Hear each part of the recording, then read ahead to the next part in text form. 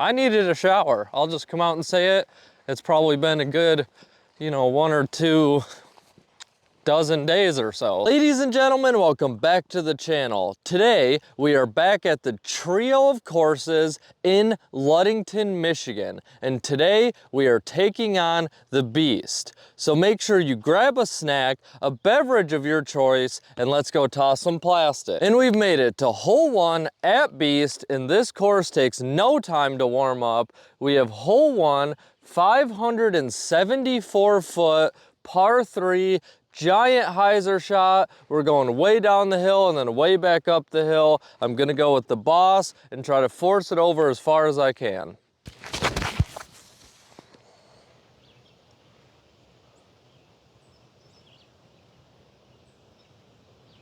I think that'll be pretty good.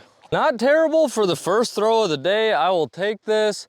We still have probably 130 feet way uphill for the 2.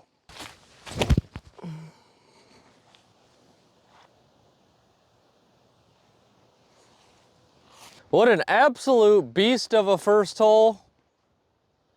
See what I did there? We still have about 22 feet for the 3.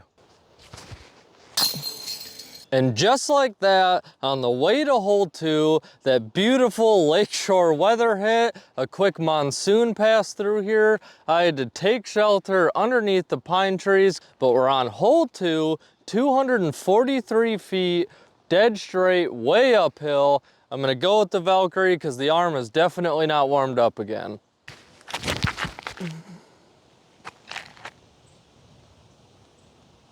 That was actually a really good shot for a cold arm. Really good drive. It is starting to rain again, so I think today is gonna turn into a wash. Hole 3, 323 feet, downhill. It looks like dead straight, but you might want to hold an Annie. This has lost disc written all over it. I'd love to scout it, but frankly, I am far too lazy for that right now. So we're just gonna send the Valkyrie and see what happens.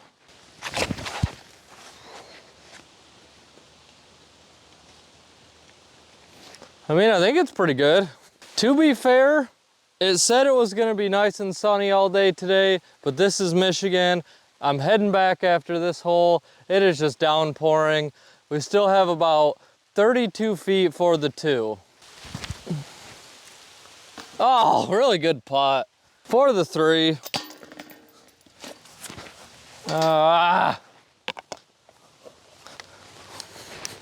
Well, guys, I think we can finally come out of hibernation. I think the weather's finally passed us by. And honestly, I mean, I needed a shower. I'll just come out and say it. It's probably been a good, 1 or 2 dozen days or so. So yeah, I feel refreshed.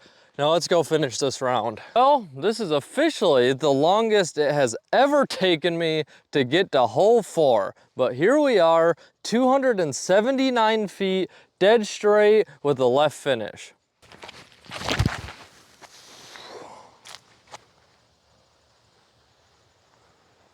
The hex came through for us again, leaving us about 16 feet for the 2. While editing, I realized I missed holes 5 and 6 at the Beast. Guys, when I'm filming, I'm in the zone so much, I will not even notice that. So I came back here to button it up. We have 340 feet, par 3, pretty standard hyzer shot. Holy wind. Oh man, I think the wind just pulled that into oblivion. Yep, the wind really sent us in the woods there. It wasn't the worst drive. We are pin high, but I am in the thick of it. I'm just gonna try to rip something out and see what happens.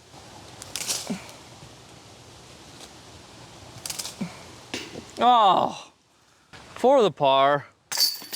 Hole 6, 205 feet. The wind is just absolutely ripping now. This is a very short and simple hole. Just throw dead straight, try to give it an ace run.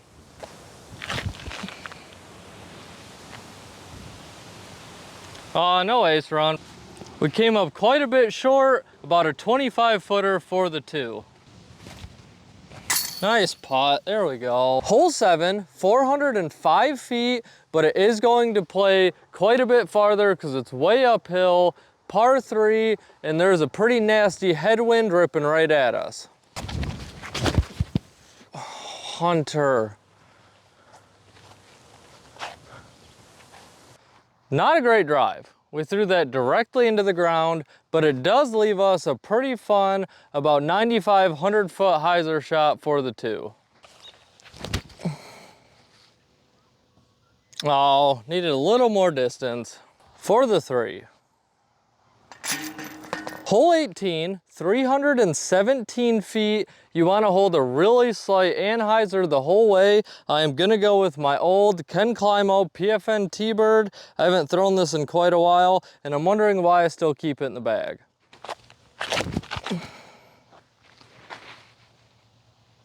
Settle. Hey, that was a pretty good throw. You know, the old T-Bird still got it. Nice toss. We still have about 21 feet for the 2. Oh, come on. For the par. Hole 9, 325 feet, and it's telling us to go this up the gut lane. I mean, it looks extremely overgrown and like you're gonna play for par at best, but I see this cheeky wide hyzer lane out here to the right through the trees. It might be the worst decision I've made today, but we're gonna send it for sure.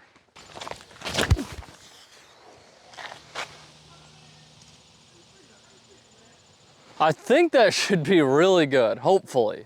One thing that I'd really love to do for the channel is I want to get a second camera, because holes like this, where I can run up and put one by the basket so you guys can watch how the disc flies through this gap back up here. I think it could be a really cool shot. I just can't quite do it yet. Hopefully the channel will continue to grow and it can get to the point where I could get a second camera and just have a better production for you guys to watch. This is a really fun hole if you go for that line, guys. It worked out great for me, but if you do happen to overturn something through there, good luck. That's all I have to say. Good luck finding it. We still have about 22 feet for the 2. Nice putt. We need some nice putts today. Hole 9 break. Today I'm going to keep it really short and simple, but it is something that I do want to hear your guys' opinions about because it's been kind of stirring the pot in the disc golf world, and I'm here for it. Like, I love talking about that kind of stuff, and this ant, it's got to go. And that is elevated baskets. A lot of people have very strong opinions on this. A lot of people think that they should and have no business belonging in tournament play.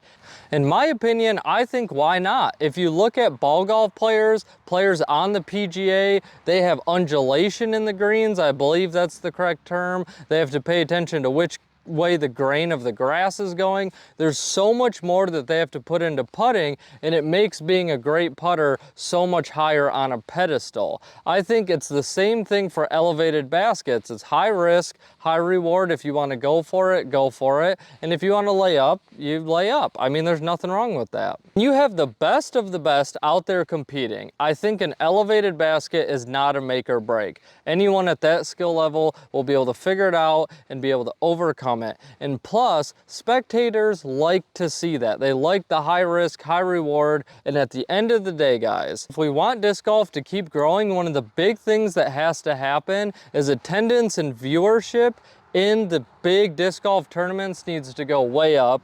It needs to be able to monetize more. People like that fun, exciting stuff. It's no different than the pitch clock in MLB. Every sport goes through this transition phase. I think the elevated baskets are more exciting, and as of now, on most courses, the pros are just birdie, birdie, birdie, birdie, birdie.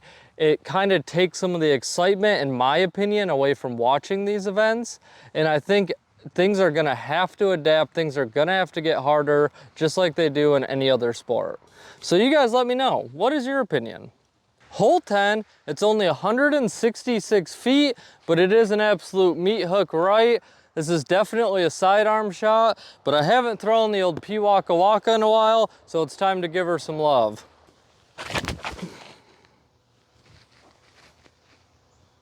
I think that's pretty good. Hole 11, it's only 158 feet, but it is uphill and it's a meat hook right, and I am not sure what kind of fairway that is, and that shot looks incredibly hard. I got the destroyer, you know what that means. We're gonna tomahawk up and over everything, hopefully get a putt.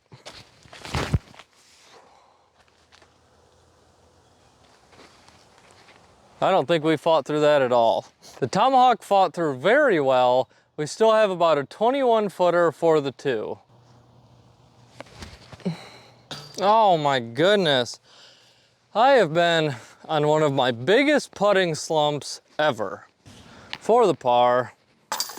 Hole 12, 254 feet, another blind one. It looks like it's downhill. You just want to hold dead straight, and the basket does finish to the right.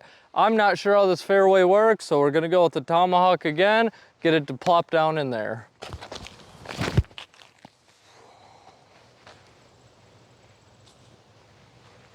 The thumber worked out pretty good. We still have about 35 feet downhill for the 2. Nice putt. There we go. Let's go, let's go. One thing I will say about these courses out here in Ludington is they have a ton of blind holes, the most I've ever seen on courses. I don't mind blind holes at all. They can make things pretty fun and exciting, but when it's most of the round, it can start to take away the fun a bit for me because you're constantly scouting and it makes it a lot easier to lose a disc. That's why you saw me throwing a lot of tomahawks. It's really easy to find those. They go straight up, they go straight down. You can watch them the whole way. Hole 13, 238 feet. We got to fight through this brush with a big meat hook right at the end. I am going to go with the Rolo. I'm going to throw it pretty much straight up and down, get it to buy time, get out there and hopefully turn over for us.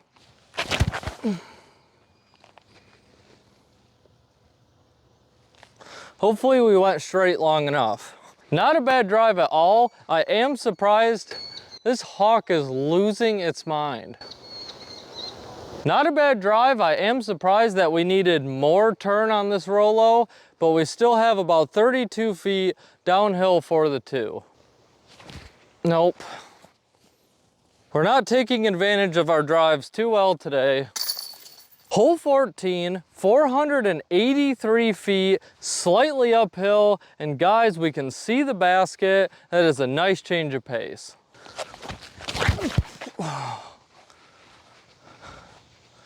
Get up there.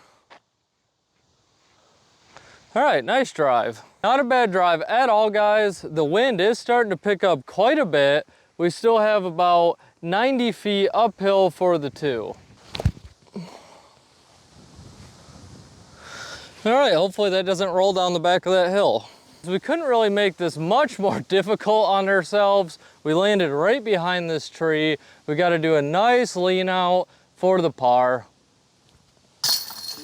Hole 15, 350 feet, long blind hyzer shot. I'm gonna go with the Halo Boss because the wind is picking up, and 350 is a great number for this thing.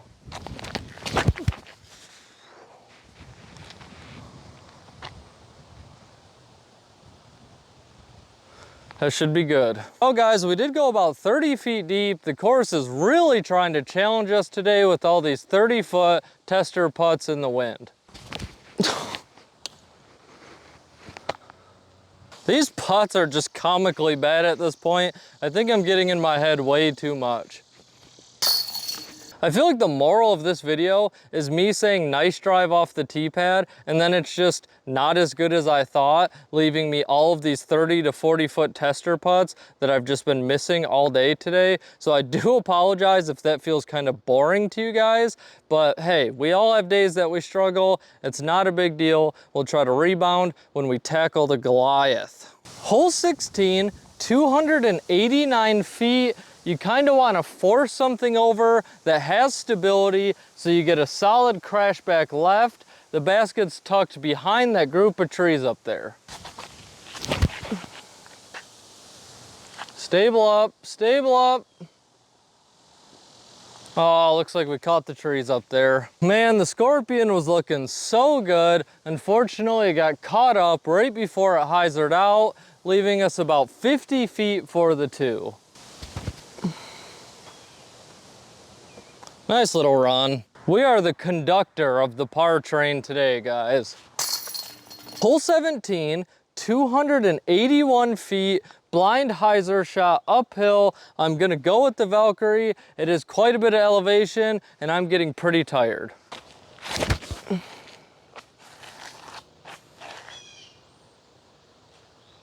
This should work out pretty good. You know, sometimes I feel like the only thing I should bag is this Valkyrie and this Valkyrie only.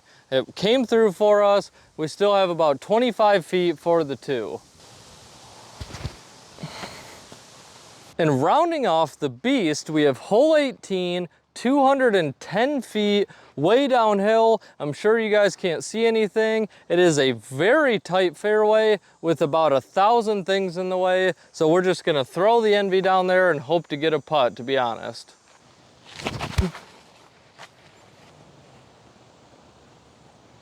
That should work out just fine.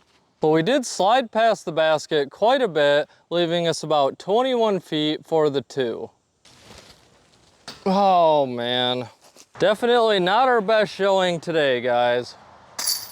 That wraps up today's video at the Beast in Ludington, Michigan. And guys, if there's one thing you're gonna run into playing this course, it is blind hole after blind hole. I can imagine for locals or people who are camping for an extended period of time, as you play the Beast more, it becomes a lot more enjoyable, but your first playthrough is gonna be rough, and I'm not even gonna sugarcoat it. It is a lot of uphill walking, downhill walking, and then if you wanna scout the holes, then you just gotta double all of that. With all of that being said though, all of the elevation change leads for some really fun elevation holes, and all of the positive things that we talked about in beauty transfer right over here. You have good tee signs, a campground right down the road, and Lake Michigan is right over there for you to go jump in and have a great time. And when giving this score, I do take into consideration everything around it because it does enhance the course itself.